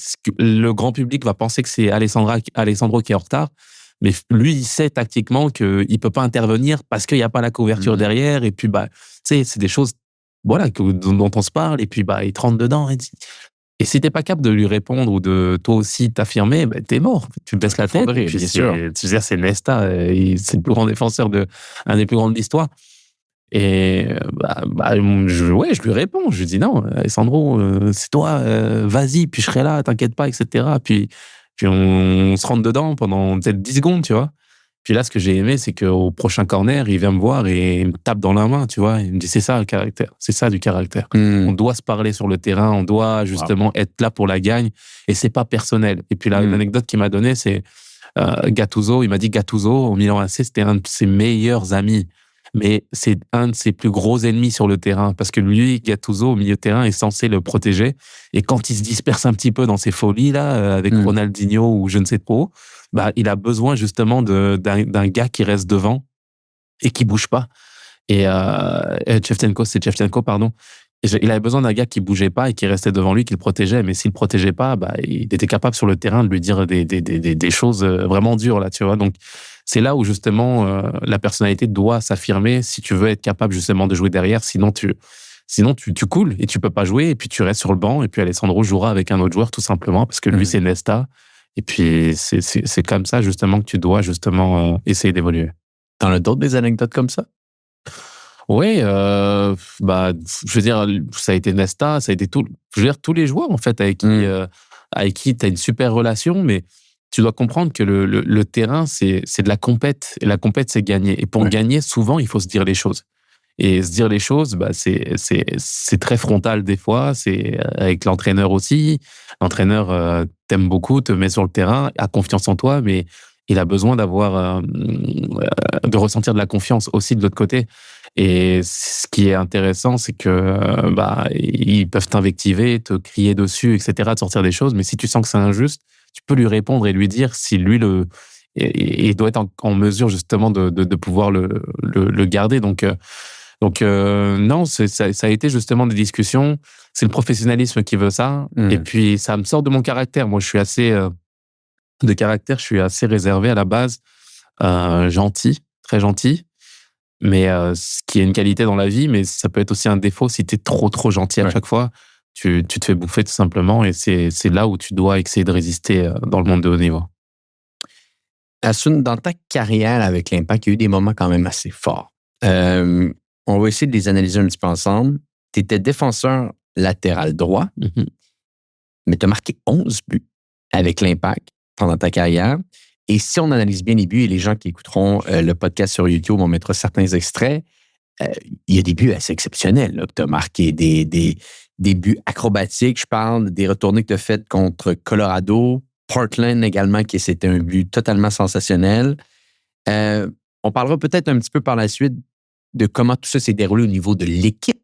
Mais si on parle point de vue individuel, Hassoun, quels sont tes plus beaux souvenirs? Est-ce que ce sont ces buts? Est-ce que c'est d'autres moments pendant les matchs? Je dirais que c'est déjà moi, ce que j'aime dans le foot, c'est la cohésion de groupe. Donc le vestiaire, retrouver le vestiaire chaque matin, être avec les gars, rigoler, se chambrer un petit peu. Ça, c'est la vie de vestiaire que tous les passionnés de foot et les joueurs de foot aiment. Ensuite, sur le terrain, c'est vrai que j'essayais de prendre le maximum de plaisir, en fait, dans la personnalité. C'est-à-dire que j'étais un joueur qui prenait beaucoup de risques sur le terrain. Des fois, ça me coûtait des fois, mais je veux dire, tu y gagnes sur le long terme parce que tu mets de la personnalité dans ton jeu. J'allais vers l'avant, je jouais offensivement, et puis c'est comme ça que je me démarquais. Et c'est vrai que ça m'a permis, en fait, de vivre des moments exceptionnels, en fait, grâce à cette attitude-là. Tu parlais de ses buts, mais c'est vrai qu'il y en a un aussi en particulier. On joue la finale du championnat canadien, puis on joue à Vancouver, puis là, on prend un but, on se fait égaliser, puis je suis un peu responsable justement de ce qui se passe. Je couvre mal avec Alessandro Nesta, justement, puis on perd la finale. Là. On est en finale, on perd, le stade est plein. Puis je parle un peu avec Alessandro sur quelques minutes avant la fin du match.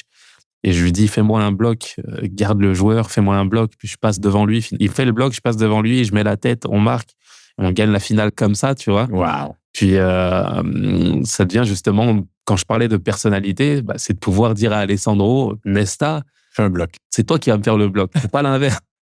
C'est pas l'inverse, c'est toi qui vas me faire le bloc, fais-le moi, Alessandro, et puis tu verras, tu sais, fais-moi confiance.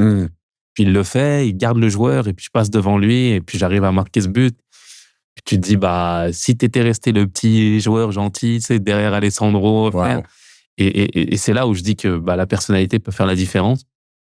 Et ça m'a amené à vivre des moments incroyables, vraiment exceptionnels, individuellement et collectivement. Ben oui. Ouais. Tu as parlé de cohésion de groupe. Dans les années que tu as été là, est-ce qu'il y avait peut-être une année en particulier où est-ce que tu as senti un groupe encore plus uni, qui avait vraiment une cohésion? Parce que tu fait partie vraiment de la cohorte de l'Impact de Montréal à ce moment-là, qui a eu les plus belles années dans l'histoire du CF Montréal. Si on regarde, là, vous avez atteint la finale de la CONCACAF en 2015. Il y a eu une finale d'association également dans les séries en 2016. C'était l'époque de Drogba. Donc, il y a vraiment eu des beaux moments pendant que tu étais à Montréal avec le club.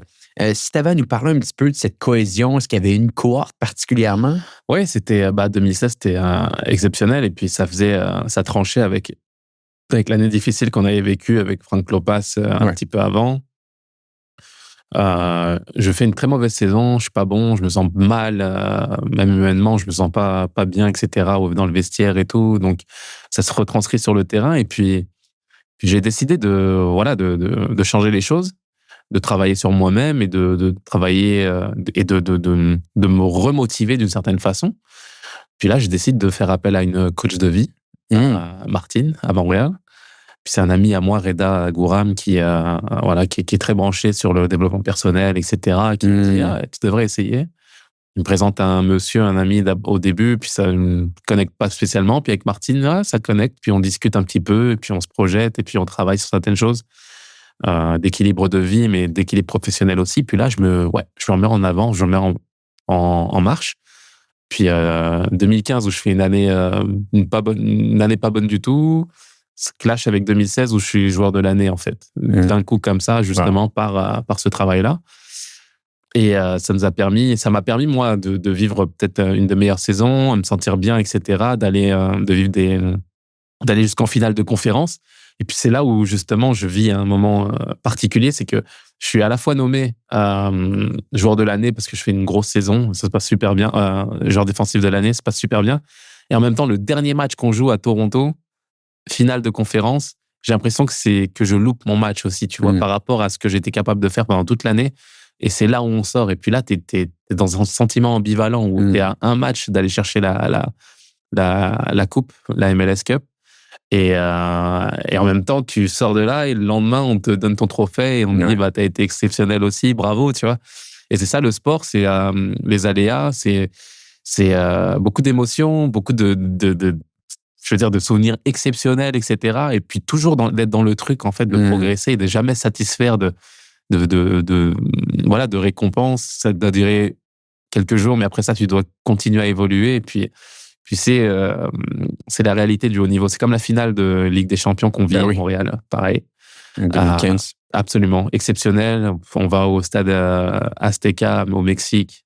On joue devant un stade presque plein. On fait un match nul là-bas. Puis on est à un match de jouer la Coupe du Monde des clubs, de remporter la Ligue des Champions ici. Puis en 45 minutes, on s'écroule. Parce que tout avait bien commencé. Ouais, on était bien. Puis Nacho Piatti fait de la magie. À hauteur de... C'était un moment incroyable. Ouais. C'est des super moments. C'est pour ça que quand on parle de ce que j'ai bien aimé, il y a une phrase que Didier Drogba m'a dite, c'est que gagner, c'est pas forcément soulever un trophée, c'est faire des choses qu'on n'avait pas fait par le passé.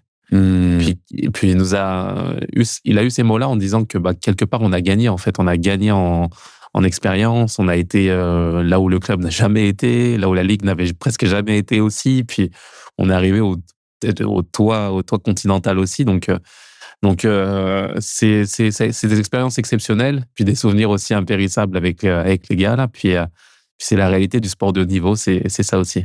Tu as joué avec des Nesta, des Divayo, des Drogba. Dans les grands joueurs avec qui tu as joué, est-ce qu'il y en a un particulièrement qui t'a marqué un peu plus qu'un autre? Oui, Didier, forcément, Drogba, c'est... Je pense que vous étiez sensiblement proches, là. Oui, c'était un camarade assez proche. On a beaucoup de similitudes, beaucoup de points communs, d'origine africaine, français aussi. Oui. On est passé par l'OM. Exact. C'est-à-dire, il y a beaucoup de points communs. Puis Didier, je trouve que c'est une personnalité... j'ai rarement vu, en fait, un joueur de haut calibre avec cette humilité exceptionnelle en même temps. Je veux dire, c'est un garçon qui partageait beaucoup avec les jeunes, qui donne beaucoup de sa personne. Et c'est là où on reconnaît les grandes personnalités aussi, parce que il est, la personnalité qu'il projette à l'extérieur, il l'est en fait dans le privé. Et puis c'est un champion. Il a rien à prouver par sa carrière. C'est peut-être l'un des meilleurs, si ce n'est le meilleur attaquant de l'histoire du football africain aussi, du football en général aussi. Ça a été un attaquant incroyable et qui laisse justement une trace pour les jeunes générations. Je veux dire, si tu veux apprendre le foot, regarde Didier là, regarde comment est-ce qu'il se comporte sur le terrain, et puis tu peux que progresser. Juste comment il a joué à Montréal, pour moi, je trouve ça en dit long sur la personnalité un petit peu que tu viens de mentionner de Didier Drogba. C'est qu'il est arrivé à un moment qui n'avait plus rien à prouver et est arrivé avec un sérieux incroyable, une première saison d'anthologie marquée, je pense, littéralement à tous les matchs.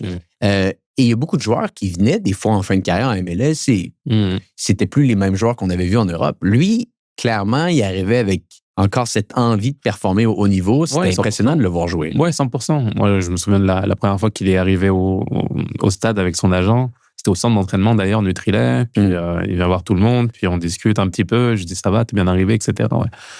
Puis tout de suite, il dit ça. Et toi, ça va? Il me dit, t'es prêt? Je dis, ouais, je suis prêt. Il me dit, on est là pour gagner. Hein. Comme ça, direct. Oh wow. Je dis, ouais. Et avec sa trousse de toilette, etc. On est là pour gagner, etc. Puis ça te donne le ton, en fait. Tu te dis, ah ouais, c'est bon. On va vivre un truc, c'est bon. La locomotive, elle est là. Puis il donne la direction. Puis t'as besoin de ça aussi, des leaders. Puis les jeunes aussi ont besoin de ça, de voir justement la façon de se comporter, la façon de travailler, du sérieux que tu mets. Puis à aider l'équipe à grandir. Vraiment, ça a été des beaux moments. Sincèrement, c'était incroyable. Ces années-là, ça a été les plus belles années, littéralement. C'est là que le club a vraiment été capable de passer un cap. Paradoxalement, excellente saison 2016, mais 2017, t'arrives à la fin de ton contrat. Oui, absolument. Et là, c'est peut-être un petit peu plus complexe. Comment tu envisages cette saison-là au début de l'année, sachant que ton contrat tire à échéance? Est-ce que toi, dans ta tête, tu attaques la saison en disant « je m'en vais chercher un autre contrat pour encore 2-3 ans ». Est-ce que tu sens que tu es plus proche de la fin? Comment mentalement tu te situes? Ouais, non, il y a eu beaucoup de questionnements. C'est sûr que la fin de carrière d'un joueur, je veux dire, on parle de petite mort à chaque fois quand on finit une carrière, mais c'est vrai que ça a été un moment charnière, important pour moi, parce que je commençais déjà à me projeter sur d'autres choses. OK. Je commençais déjà à écrire des projets de livres. Je commençais déjà à imaginer quelle personne je voulais être dans 2, 3, 4, 5, 10 ans. J'étais déjà là-dedans. Et en même temps, il y avait le jeu, il y avait le terrain, puis certaines blessures que j'avais au niveau des chevilles, etc., des douleurs que j'avais pas avant, commotion aussi. Je veux dire, je prenais des coups qui faisaient un petit peu bobo aussi. Donc forcément, ça a été une année plus compliquée aussi, beaucoup de réflexions. Et j'avais l'impression que je touchais plus la fin que le début. Et en même temps, j'avais l'impression que c'était le renouveau, en fait, comme le trampoline, je dirais, qui pouvait faire un essor pour moi et me projeter sur d'autres choses. Donc, c'était vraiment une année spéciale. Mais je le voyais plus comme la fin de quelque chose que. Mais c'est bien parce que très peu de joueurs, des fois, qui ont déjà une vision claire de ce qu'ils veulent accomplir par la suite. Loin de moi l'idée de dire que c'était 100% clair pour toi, mais clairement, tu le voyais davantage avec peut-être du positivisme que de la peur. Oui, moi, 100%. J'étais déjà dans des projets. J'étais déjà dans des idées, j'étais déjà dans des créations de restaurants en France. J'étais déjà là-dedans, là. Ouais. Donc, c'est bien, c'est vraiment c'est pas un moment qui m'a fait peur, au contraire. J'ai l'impression que j'avais vécu ce que j'avais à vivre, qu'une page se tournait aussi au niveau du club. Clairement, les générations. Puis là, j'étais un petit peu un des derniers de cette génération-là. Et puis, c'était l'amorce, disons, de la reconversion du monde des médias et de différents projets que je voulais lancer. Parce que c'est ça. Dans l'année 2017, si on l'analyse bien, il y a eu quelques blessures. Tu joues uniquement 18 matchs dans cette année. Contrat qui tire à sa fin, finalement, n'est pas renouvelé. Peut-être une décision des deux parties. Comme je te l'ai dit avant le début du podcast, on a eu Patrice Bernier ici qui, lui, la fin de sa carrière, ça a été difficile peut-être pour lui de l'accepter, comme beaucoup de joueurs d'ailleurs. Toi, de ton côté, ça s'est bien fait. Il n'y a pas eu de période plus dure de dire c'est la fin, on l'accepte? Pas dans cet aspect-là, parce que comme j'ai dit, j'étais déjà rempli de projets dans ma tête.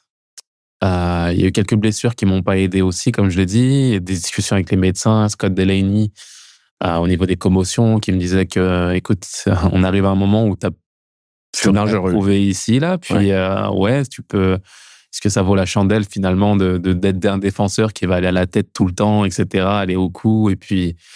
Alors que tu as peut-être des idées ailleurs. Puis là, j'ai réfléchi pendant quelques temps, puis je me suis dit, OK, finalement, j'ai pas plus de stress que ça. Parce que j'étais déjà dans cette approche-là, et puis j'avais envie de faire beaucoup de choses. J'ai comme l'impression, en fait, que le monde du foot était une parenthèse enchantée que j'ai réalisée, et puis c'est génial, c'est exceptionnel.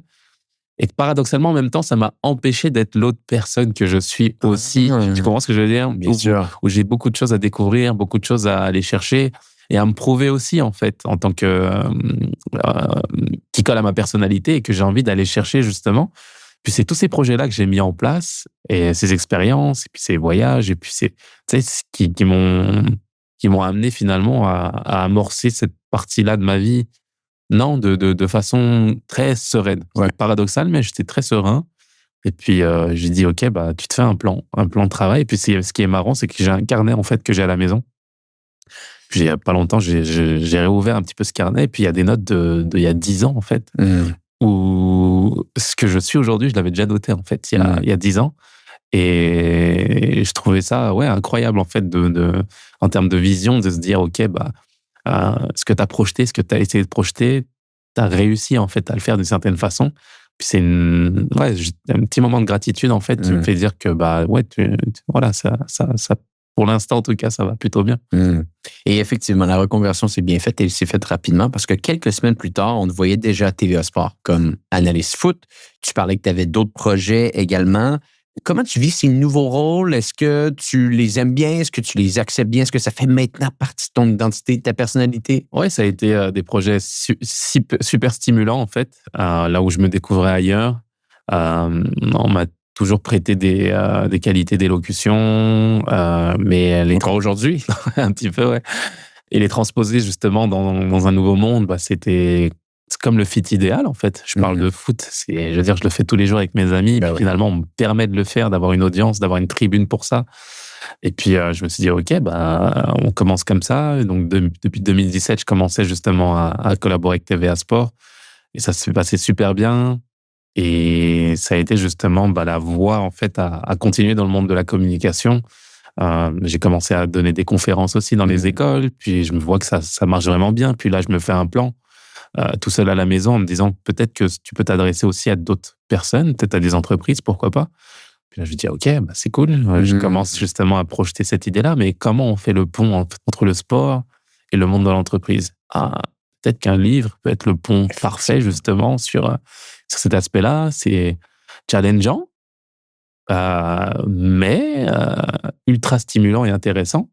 Puis vient l'idée du livre, Saisir sa chance, où avec Benoît Chalifou, mon ami Benoît Chalifou, on décide de se mettre dans ce projet, et puis ça me permet justement de réaliser un rêve, celui d'être auteur, de l'écrire moi-même, en fait. Un rêve, littéralement. Ouais, un rêve, parce que bah, quand je disais qu'il y a des choses qui me stimulaient, moi, le Hassoun que moi je suis là, que très peu de gens connaissent, bah, j'ai l'opportunité de le réaliser aujourd'hui. Donc, tu sais, les voyages, la culture, la gastronomie, l'entrepreneuriat, tu sais, il y a plein de thèmes que j'adore. Là, j'aime ça. Là, j'aime flâner à Paris tout un après-midi, à aller tout seul au musée, là, à marcher, et à aller chercher de la connaissance, à écouter des balados, des podcasts tout seul, à m'intéresser oui, aux nouveautés, à l'intelligence, au savoir des autres. C'est des choses qui viennent me chercher. Puis là, j'avais enfin l'occasion, en fait, de trouver une façon finalement de le partager. Donc, on écrit le livre. Et puis, bah, je passe justement des conférences à donner aux écoles, aux jeunes, à pouvoir m'adresser à des grosses compagnies, à des compagnies comme L'Oréal, comme Deloitte, comme, je veux dire, et à former voilà, des salariés, des gestionnaires.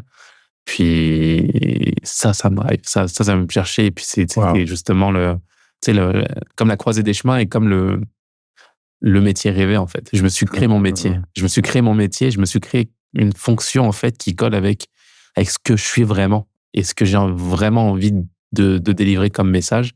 Et ça vient me chercher. Quelle répercussion ton livre a eu sur ta carrière? Est-ce que c'était vraiment un élément déclencheur? Tu l'as sorti en 2019, Ouais, Saisir ta chance. Ouais, ça a été un virage exceptionnel, en fait. OK. Parce que bah, quand tu es footballeur, forcément, tu es enfermé dans la case de celui qui sait jouer avec ses pieds, mais qui n'a pas grand-chose dans la tête. Et c'est vraiment les stéréotypes qu'il peut y avoir justement dans le monde du sport. Et pour moi, c'était challengeant aussi dans l'idée, non seulement sur le plan professionnel, mais aussi sur le plan personnel. Moi, je me souviens d'anecdotes où j'étais à l'aéroport de Dakar avec mon père, et puis on s'assoit et je recueille justement ces témoignages que je transmets dans le livre. Mais ça a été pour moi peut-être les moments les plus privilégiés, les plus gratifiants, en fait, d'avoir des discussions que j'avais peut-être jamais eues avec mon père, et de savoir son ressenti, ses émotions, de savoir que lui-même avait déjà eu l'idée d'écrire un livre un jour, de parler de son père à lui et de ce qu'il avait vécu, du cheminement qu'il avait fait. Puis là où moi, je parlais justement d'entrepreneuriat avec les entreprises, avec les employés, avec les gestionnaires, je me rends compte que le plus grand entrepreneur, c'est mon père à mes yeux. Ma mère aussi, qui quitte le Sénégal, qui quitte leur famille et qui me transmettent en fait des valeurs que je peux retransmettre aujourd'hui au grand public ou aux entreprises. Et c'est ça le pont en fait que m'a permis ce livre, de me reconnecter avec moi-même et d'aller chercher des éléments en fait auprès des gens que j'aime et de les retransmettre, en fait. Parce que quand je suis sur le stage et que je donne des conférences, si les gens savaient à quel point c'est vraiment les échos et les mots, en fait, que mes parents m'ont donnés, que je retransmets. C'est à eux que reviennent finalement tout le mérite, en fait. Donc, voilà à quoi m'a servi le livre. La restauration, j'ai vu que tu t'es lancé là-dedans également. Ouais. C'est passion de jeunesse. Comment ça s'est mis en place? Comment ça s'est présenté, ce projet-là? Là aussi, c'est un rêve. C'est des rêves, justement, de gosse. Je veux dire, quand tu vas à Paris, je t'ai parlé de Paris un petit peu plus tôt, mais aller flâner à Paris, prendre un petit café, un petit resto, etc. C'est fantastique. Ouais, avec du monde, mais même tout seul. Je peux passer des heures, peut-être 6, 7, 8 heures tout seul, avec mon cahier, mes petits écouteurs ou mon ordinateur à être à Paris et à flâner. Et puis, le fait de se dire que tu peux avoir ton établissement justement à Paris de cette façon-là, pour moi, c'est juste un rêve. Puis là encore, c'est la même pensée, alliée finalement à mes origines, à ce que je connais, à ce que ma mère me préparait en tant que maman qui cuisine bien, mes sœurs qui cuisinaient exceptionnellement bien aussi, puis de pouvoir le retransmettre d'une certaine façon en fait aux Parisiens, aux Français. C'était l'idée. Donc on s'est associé avec deux amis à moi, puis on a lancé ce projet-là en commun. Puis ça se passe bien jusqu'à aujourd'hui. Ce qui était un resto en 2016, aujourd'hui on en a 3. On s'apprête à en ouvrir 4e. Et puis à essayer justement d'évoluer comme ça de la meilleure des façons. Donc c'est top. C'est une belle aventure, challengeante, mais c'est pas facile le monde de la restauration. C'est difficile. C'est vraiment difficile même. Mais je veux dire, la ligne directrice est là. Et puis je pense que chacun, selon justement nos envies, parce qu'on évolue en 10 ans, bien entendu, on a d'autres envies, d'autres choses qui rentrent en compte personnellement aussi, mais l'important, c'est que le business arrive à évoluer et que le projet derrière ça soit livré, celui de démocratiser la cuisine africaine. C'est ce qu'on arrive à faire, donc ça, c'est top. Wow. Hassoun Camara, l'entrepreneur. Incroyable. Bon, quelle est la suite un peu pour toi? Parce que tu as de la suite dans les idées. On te voit à la télévision pour des matchs de foot, mais également au niveau sportif. Plus globalement, tu as fait récemment les Olympiques. Donc, pour les gens qui nous écoutent aujourd'hui, ce podcast est enregistré au mois de septembre 2024. On t'a vu partout. Entrepreneur dans la restauration, pas tellement loin du monde du foot également. Quelle est la suite pour toi? Moi, je marche au projet. Je marche aux choses qui viennent me driver. Donc, c'est sûr que le monde de l'audiovisuel vient me chercher. Et puis, c'est quelque chose qui me parle beaucoup. Les conférences, les cohortes auprès des organisations, des entreprises, c'est quelque chose qui me parle beaucoup aussi. L'idée de partager mes expériences aussi. Donc, forcément, les podcasts, les projets comme tu fais sont des choses qui viennent me chercher aussi. Donc, on est sur certaines idées en ce moment. Et écoute, le monde du foot aussi me parle aussi. Donc, je suis sur certains projets aussi, d'écoles de foot chez les jeunes, chez les filles aussi. Je trouve qu'il y a quelque chose de très intéressant à les faire avec les féminines en termes de valeurs aussi. Donc, ça vient me chercher. Donc, c'est différents projets. Et puis, c'est ma façon de fonctionner. Je suis franchement super atypique dans ces projets-là. Puis, là où ça pouvait être justement un défaut il y a quelques années, celui d'être un rêveur, finalement, pour moi, c'est comme ça que je fonctionne. J'aime être en marge de ce qui est la norme. Et c'est ce qui m'amène finalement à continuer d'être en phase avec mes convictions, avec mes valeurs, mais aussi avec mes envies. C'est paradoxal, mais je veux pas avoir le sentiment de travailler. Pourtant, c'est du travail, c'est énormément de travail. Mais là où certains le verraient comme des sacrifices, moi, j'ai pas l'impression que le travail que je fais soit des sacrifices. Ça me demande du temps, Ça me demande beaucoup de remise en question, ça me demande beaucoup de travail de préparation. Mais tout ça, je me nourris de tout ça, en fait, Bien ce sûr. qui me permet justement d'évoluer. Et tant que les choses que je fais, les projets que je fais me donnent ce sentiment-là, de ne pas avoir le sentiment de travailler, bah ouais, j'ai l'impression d'être dans la bonne voie. Donc, j'espère que ça continuera comme ça. Tu sembles être un passionné. Un passionné Ouais, je suis un passionné, ouais. Je suis un passionné de ce que je fais. J'essaie de profiter de chaque instant que j'ai. J'accepte que chaque projet peut être éphémère aussi. C'est la réalité, justement, de justement d'être dans un monde qui nous passionne. Mais à chaque fois qu'une ferme se porte, il y en a une autre qui s'ouvre, justement, parce que je garde justement ce fil conducteur-là. Celui d'être un passionné et d'aimer ce que je fais en me levant le matin. Et c'est vraiment ce qui vient me chercher. Donc, j'espère continuer sur cette voie le plus longtemps possible. Ce qui est fascinant avec toi, Hassoun Camara, c'est qu'autant que le foot a fait partie de ta vie de manière intégrale, encore aujourd'hui, en parlant avec toi aujourd'hui, en te découvrant davantage, on se rend compte que c'est pas uniquement ça qui fait ton identité. Non, absolument. Et tu es capable vraiment de faire la part des choses, de dire c'était un moment, une parenthèse de ma vie. Tu utilisais les termes plus tôt. Et là, aujourd'hui, il y a d'autres parenthèses et tu as facilement tourné la page. Et ça, je pense que c'est excessivement inspirant pour les gens qui vont nous écouter aujourd'hui, qui vont avoir peut-être des carrières dans le foot ou qui en ont au moment où on se parle. C'est quoi les conseils que tu donnerais pour peut-être distinguer, pour peut-être même s'assurer que quand la carrière ne se termine pas, c'est pas la fin de notre identité?